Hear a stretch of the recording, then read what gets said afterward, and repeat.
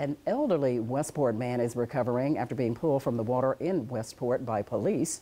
News 12 Connecticut's Marissa Alter reports the officers' teamwork and quick thinking is being credited for the positive outcome.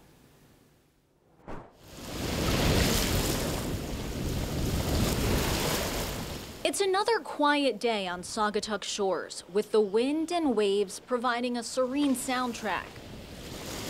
A far cry from earlier today.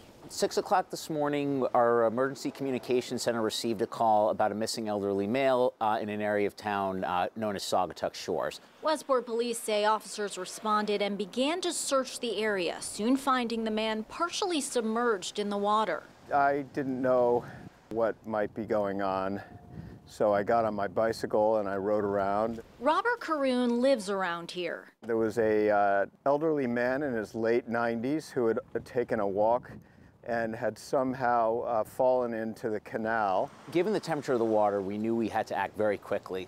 The officers located a canoe that was nearby, owned by a private citizen. They were able to deploy that into the water, and while one of the officers held the individual's head above water, the other officers that were there were able to lift him onto the canoe.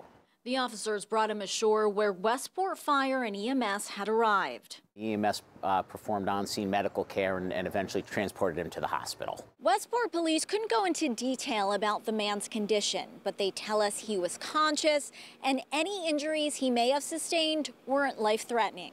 My fear was hypothermia, and when they were putting him into the ambulance, I could see that his face had lots of color, but he was moving his hands as though they were quite cold. The officers should be commended for doing an outstanding job. I mean, it was outstanding teamwork, it was quick thinking, making use of what was around them to be able to effect the rescue. And we all appreciate very much what they do. In Westport, Marissa Alter, News 12 Connecticut.